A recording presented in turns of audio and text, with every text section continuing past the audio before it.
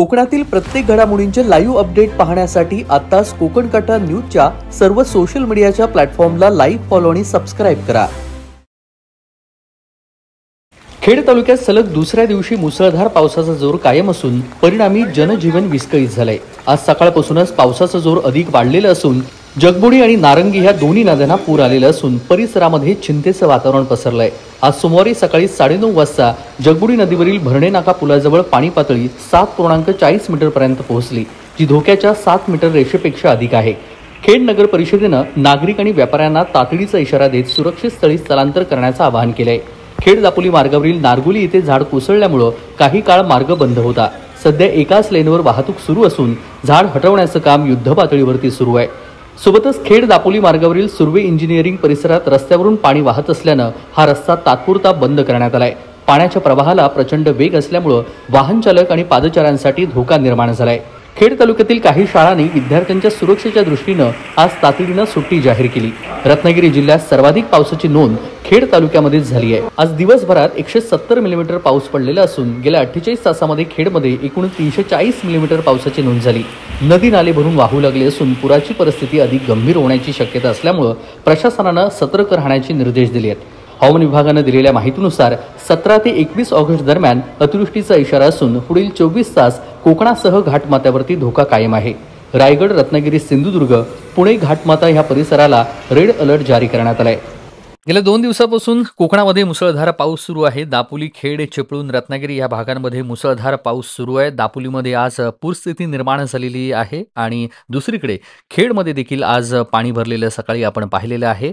खेड, दापोली आणि रत्नागिरी ह्या सगळ्या भागाचे अपडेट देण्यासाठी या क्षणाला आपले 2 प्रतिनिधी जोडले गेलेले आहेत। दापोलीमधून सलीम रकांगे आपल्यासोबत जोडले गेलेले आहेत, तर खेड आणि चिपळूण आणि सोबतच रत्नागिरीचे अपडेट देण्यासाठी निसार शेख देखील आपल्यासोबत जोडले गेलेले आहेत। सुरुवातीला आपण दापोलीमध्ये जाऊया, कारण दापोलीमध्ये आज अनेक ठिकाणी पूरसदृश्य परिस्थिती निर्माण झालेली होती। दापोलीतल्या बाजूच्या गावांना देखील ह्या पाण्याचा फटका बसलेला होता आणि ह्या सगळ्या अपडेट जाणून घेण्यासाठी सलीम रकांगे यांच्याकडे आपण थेट जाऊया। आज दापोलीमध्ये अनेक ठिकाणी पाणी भरलेलं आपण पाहिलेलं आहे। त्याचे प्रत्येक अपडेट आपण कोकण कट्टा न्यूजवरती दिलेले आहेत। दापोलीच्या आसपासच्या गावांमध्ये देखील आज पाणी भरलेलं आहे। आत्ता नेमकी दापोलीमधल्या पावसाची परिस्थिती काय आहे? आता पाऊस शांत आहे का? आत्ता कुठे काही पाणी भरल्याचे अपडेट आहेत का? कारण जे सकाळपासून अपडेट होते, जे दृश्य आहेत ते आपण कोकण कट्टा न्यूजच्या माध्यमातून प्रेक्षकांना दाखवलेली आहेत। आत्ता दापोलीमध्ये नेमका पावसाची स्थिती काय आहे सलीम? आता तेजसजी तसं बघायला गेला तर पाऊस थोडा शांत झालेला आहे। नक्कीच 2-3 दिवस पावसाने झोडपून काढलेला होता। अक्षरशः दापोलीकर त्रस्त झालेले होते। काही सखल भागात आज पाणी बऱ्याच ठिकाणी भरलेला होता। तसं बघायला गेलात तर दापोली दाभोळ रोड स्टेट बँकेच्या समोर मेन हायवेवर पाणी भरलेलं असून तसंच दापोली तहसीलदार कार्यालय पूर्ण आवारात पाण्याचा जलमय झालेला होता। जास्त रहदारीला अडथळा येत होता। तसेच ग्रामीण भागातून बुरोंडी, केलसी, आंजरल्या अशा काही ठिकाणी बरेच ठिकाणी पाखाडीतनं पाणी हाऊसफुल झालेला होता। अगदी धन्यवाद। आपण सोबतच राहा। निसार शेख देखील आपल्यासोबत जोडले गेलेले आहेत, त्यांच्याकडून देखील अपडेट आपण जाणून अजून सविस्तर अपडेट देण्यासाठी आपले प्रतिनिधी निसार शेख देखील आपल्यासोबत आहे। निसार, आज दापोली तर आपण पूर्णपणे अनेक भागांमध्ये पाणी साचलेलं पाहायला मिळालं, मात्र खेडमध्ये देखील आज सकाळपासूनच पाणी साचलेलं होतं। जगबुडी नदीची पातळी वाढली। तिकडे चिपळूणमध्ये काहीशी पावसानं विश्रांती घेतलेली होती, मात्र खेड आणि रत्नागिरी अशा भागांमध्ये मुसळधार पावसाचा तडाखा आज पाहायला मिळाला। चिपळूणमध्ये देखील हलका पाऊस आज पाहायला मिळाला। खेडमधली काय आजची अपडेट आहे? सकाळची दृश्य आपण कोकण कट्टा न्यूजवरती दाखवलेली आहे। या क्षणाचे काय ताजे अपडेट आहे निसार?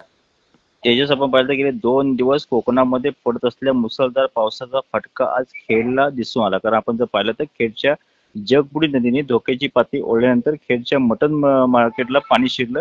त्यानंतर खेडच्या पूर्णपणे शहरामध्ये पाणी शिरलं आणि आपण एकंदरीत पाहिलं तर मुसळधार पाऊस असल्यामुळे तेजस पूर्णपणे पाणी खेड शहरामध्ये होतं। त्याचबरोबर मच्छी मार्केट असो आणि इतर ठिकाणचे रस्ते जे असतात ते पूर्णपणे बंद झाले होते, कारण दापोली आणि खेड हा जो रस्ता आहे तो पूर्णपणे बंद करण्यात होता।